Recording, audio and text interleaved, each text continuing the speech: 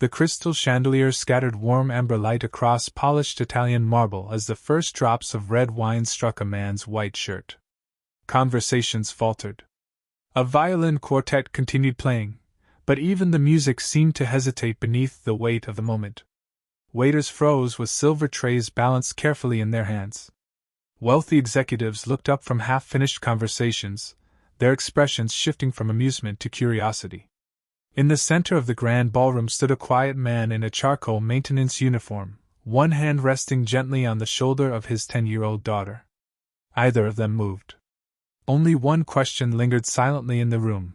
Who was this ordinary single father, and why did he accept humiliation with the calm of someone who had already survived far worse? Daniel Brooks slowly looked down at the spreading stain across his shirt. The wine dripped onto the polished marble floor, leaving crimson droplets that reflected the chandelier above like scattered rubies. His daughter, Lily, tightened her small fingers around his hand. She looked frightened, not because of the expensive ballroom or the elegantly dressed strangers, but because she knew the look on adults' faces whenever they believed someone was beneath them. Daniel squeezed her hand once. A silent promise. Everything will be all right. Outside the towering windows, rain tapped softly against the glass, washing silver streaks down the skyline. Inside, the air smelled of expensive perfume, aged oak barrels, and freshly baked artisan bread prepared for the evening's billion-dollar corporate celebration. Every chair wore white linen. Every glass sparkled beneath carefully positioned lights. Daniel noticed none of it. His attention remained entirely on Lily. "You okay?" he asked quietly. She nodded even though her eyes had begun to glisten. "I'm okay, Dad." She wasn't. Neither was he. But years had taught him the value of carrying pain without allowing it to control his voice. Across the ballroom stood Victoria Langford, the event director responsible for the evening's flawless image. Her tailored emerald dress matched the confidence in her posture. Gold bracelets rested elegantly against her wrist as she folded her arms with visible irritation. "I told security," she announced loudly enough for nearby guests to hear, "that maintenance staff should never wander into the executive reception before guests have finished arriving." Several executives exchanged uncomfortable smiles. One laughed. Another quietly raised his phone, pretending to check messages while secretly recording. Daniel remained still. "I wasn't wandering," he replied calmly. "Your receptionist told me to repair the lighting control panel beside the stage before tonight's presentation." Victoria stepped closer. "So you're arguing with me now?" "No." "Then perhaps you should apologize for disrupting this event." Daniel glanced toward the damaged lighting console position near the enormous LED presentation screen. One of its internal circuits had overheated. Without repair, tonight's presentation could fail before investors representing nearly $1 billion in contracts. He knew exactly what was wrong. He also knew nobody cared. "Not yet." "I apologize if my presence caused inconvenience," Daniel said. Victoria smiled. Not kindly. Triumphantly. "There. That wasn't difficult." Several guests nodded approvingly. Others looked away. Public humiliation had become entertainment. Lily lowered her eyes toward the marble floor. Daniel noticed. He always noticed. His daughter had spent enough years watching adults underestimate her father simply because he wore work clothes instead of tailored suits. She had also learned something else. Her father never argued to protect his pride. Only to protect people. Daniel bent slightly and picked up the toolbox that had fallen beside him. Its metal corners carried scratches earned through years of honest work. Every tool rested exactly where it belonged. Precision had become habit long ago. He wiped the wine from one silver wrench before placing it carefully back inside. No wasted movement. No anger. Only discipline. Nearby, an elderly dishwasher named Carlos quietly approached. "Daniel," he whispered, "I'll clean this up." Daniel smiled gently. "It's all right." Carlos frowned. "She shouldn't have done that." "No. But she did." Daniel simply nodded. Some victories required patience. Others required silence. Across the ballroom, the hotel's general manager hurried toward Victoria. "The investors from Sterling Global just arrived," he whispered nervously. Victoria instantly straightened her posture. Her smile transformed. Warm. Professional. Perfect. She greeted every arriving executive as though kindness had always belonged naturally to her. Daniel watched the transformation without judgment. People often revealed their true character not through how they treated powerful guests, but through how they treated invisible workers. Lily tugged softly at his sleeve. "Dad?" "Yes? Why didn't you tell her she was wrong?" Daniel looked toward the rain sliding down the enormous windows. "When someone already believes they're right," he answered quietly, "arguing rarely changes their mind." She thought carefully. "Then what does?" He looked back toward the ballroom. "The truth." His answer lingered longer than either of them realized. Because somewhere beyond the ballroom doors, a convoy of black luxury vehicles rolled beneath the hotel's covered entrance. The final guests had arrived. The guests nobody recognized. Not even Victoria. Daniel quietly opened the electrical panel beside the stage. Within seconds he identified the fault. A burnt capacitor. Loose relay contacts. Overloaded backup transformer. His hands moved with astonishing confidence. Not hurried. Certain. Nearby, one young engineer from the audiovisual company watched with growing surprise. "How did you diagnose that without testing equipment?" he asked. Daniel smiled faintly. "Experience." The engineer leaned closer. "Are you an electrician?" Daniel paused only briefly. "Something like that." Within less than 4 minutes, the damaged system restarted. The massive LED wall illuminated perfectly. Stage lighting synchronized automatically. Audio controls returned online. The engineer stared. "I've been trying to solve that for 40 minutes. Daniel simply closed his toolbox. "There were 3 faults. You found them instantly. I've seen worse." The engineer watched him walk away beside Lily. He couldn't explain why, but something about the quiet maintenance worker felt strangely familiar. Not because of his face. Because of the confidence hidden beneath complete humility. Across the ballroom, Victoria never noticed. She remained occupied introducing executives to photographers while discussing tomorrow's financial headlines. She believed tonight belonged to people with titles. People with power. People whose names appeared on contracts. She never imagined that the quiet single father leaving wine stains behind him had signed agreements worth more money than everyone in the ballroom combined. And she certainly never imagined that before sunrise every person who had witnessed his humiliation would discover the truth that had remained hidden for 5 long years. The ballroom lights dimmed as the master of ceremonies stepped toward the stage. Then the hotel's owner hurried through the entrance wearing an expression no one had expected. He wasn't smiling. He was searching. Searching desperately. For Daniel Brooks. The ballroom settled into expectant silence as the master of ceremonies welcomed the evening's distinguished guests. Crystal glasses caught the light, while executives turned toward the stage, unaware that the most important person in the room had already been humiliated and quietly walked away. Near the service corridor, Daniel finished locking his toolbox. Lily stood beside him, still shaken by what she had witnessed. Before they could leave, the hotel owner hurried toward them, visibly anxious. "Mr. Brooks," he said, extending a respectful hand. "I've been looking everywhere for you." The words carried farther than intended. Several nearby guests turned. Victoria frowned, assuming the owner merely wanted to thank the maintenance worker for fixing the lighting system. Instead, he said, "The board members from Sterling Global have arrived. They refuse to begin the signing ceremony until they've spoken with you." A ripple of confusion spread through the room. Victoria stepped forward with a polite smile. "I'm sorry," she interrupted. "There must be some misunderstanding. He's one of our maintenance contractors." The owner looked at her in disbelief. "No," he replied evenly. "He's the man every executive here has been waiting to meet." Silence settled over the ballroom. Daniel remained composed. He neither confirmed nor denied the statement. Then the doors opened again. 3 senior executives from Sterling Global entered, accompanied by legal counsel and security personnel. Their leader walked directly past every VIP guest without hesitation. He stopped in front of Daniel. "Mr. Brooks," he said warmly, "thank you for coming personally."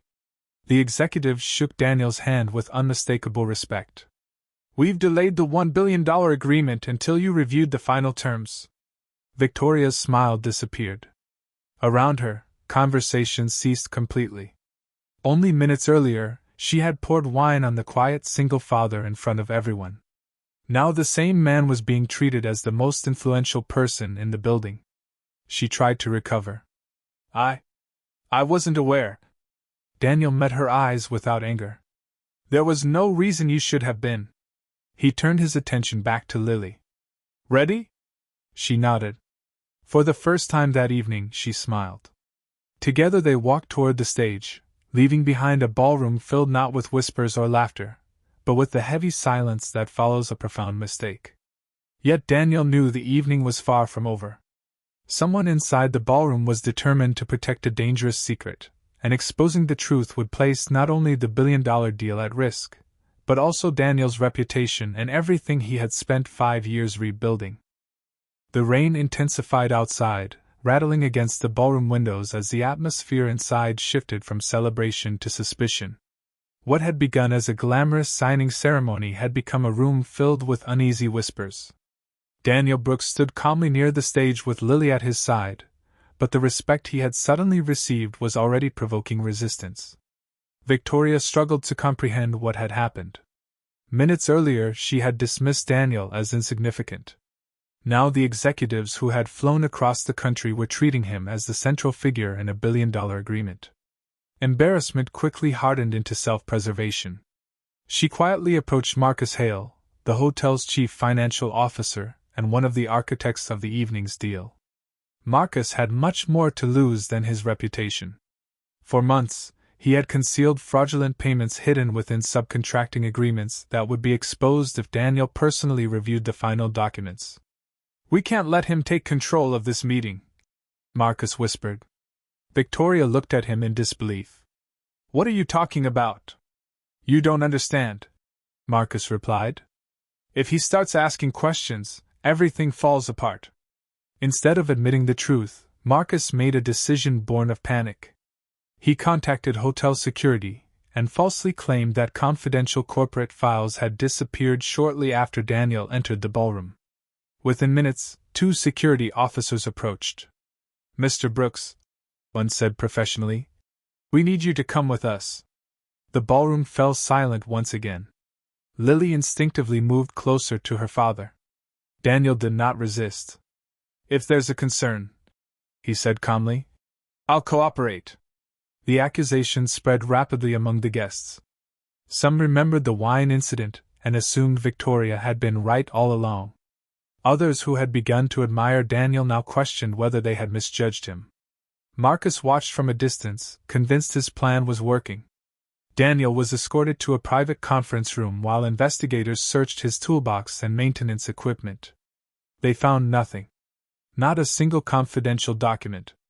Not a single unauthorized device. Only carefully organized tools, a worn family photograph, and a small notebook filled with handwritten engineering sketches. Yet the damage had already begun.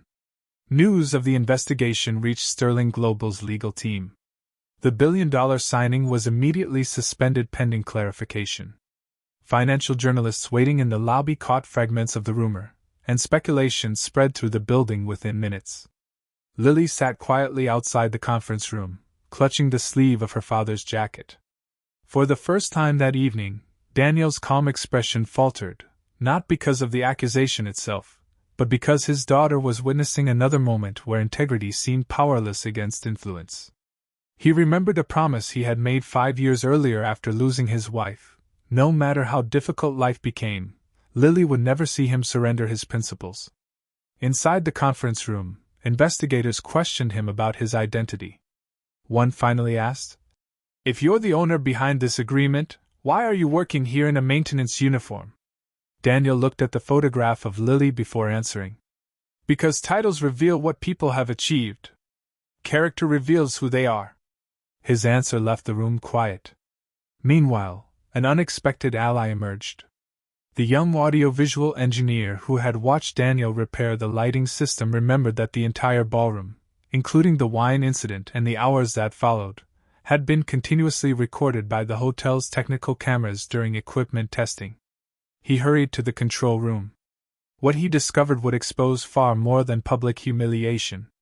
The recordings captured conversations that Marcus believed no one had heard, including instructions that pointed directly toward the financial fraud. As the engineer copied the files onto a secure drive, footsteps echoed behind him. Someone else knew the footage existed. And that person was determined to erase it before sunrise. Morning light broke through the rain clouds, casting pale gold across the ballroom that had become the stage for both humiliation and redemption. The celebration had been suspended overnight, and every executive, investor, and hotel manager gathered once more, this time not for a signing ceremony, but for the truth. The young audiovisual engineer arrived carrying a secure drive containing the hotel's surveillance recordings. Before Marcus Hale could have the files erased, copies had already been delivered to Sterling Global's legal team. The footage spoke more clearly than any accusation. It showed Victoria publicly humiliating Daniel by pouring wine on him without provocation. More importantly, it captured Marcus privately instructing staff to fabricate a theft allegation and discussing hidden financial transfers that had been concealed within the billion-dollar contract. The room fell into complete silence. No one defended Marcus. No one interrupted. For the second time that night, silence carried more weight than words. Marcus attempted to explain himself, claiming the recordings lacked context, but the financial evidence matched the conversations exactly. Independent auditors confirmed that millions of dollars had been diverted through shell vendors under his authority. Within the hour, Sterling Global terminated the agreement with Marcus's organization and referred the evidence to law enforcement. The hotel's board immediately dismissed him from his position, while Victoria was removed from event management pending a full investigation into her conduct. Victoria approached Daniel privately. She no longer carried the confidence of the previous evening. Her voice was quiet. "I judged you by your uniform," she admitted. "I never asked who you were." Daniel looked at the wine stain that still faintly marked the cuff of his shirt. "Most people don't," he replied. "I'm sorry." He nodded. "I believe you are." There was no triumph in his expression. No desire to humiliate her in return. Only peace. Lily watched from nearby, seeing that true strength was not measured by the ability to embarrass someone who had wronged you, but by the discipline to leave justice in the hands of truth. Later that morning, the chairman of Sterling Global addressed the room. "We postponed this partnership because we trust people before paperwork," he said. "Mr. Daniel Brooks has demonstrated the integrity we want leading this project." The billion-dollar agreement was signed, with Daniel's company as the lead partner. The applause that followed was genuine, not because of his wealth, but because everyone now understood the character that had remained hidden beneath a maintenance uniform. Daniel accepted the recognition with the same humility he had shown while carrying a toolbox. Before leaving the hotel, he knelt beside Lily. "What did you learn?" he asked. She smiled. "That people can be wrong about someone." He nodded. "And? That we don't have to become like them." Daniel smiled. Together they walked out through the front entrance into the fresh air after the storm. The marble floors, crystal chandeliers, and expensive suites remained behind them, but the lesson traveled with them. Some guests remembered the billionaire. Most remembered the billion-dollar deal. But those who had witnessed both the humiliation and the redemption remembered something far more valuable: the quiet dignity of a father who never allowed another person's arrogance to define his worth. Because in the end, a person's true value is not revealed by the title on their business card, but by the character they carry when the world mistakes them for someone who doesn't matter.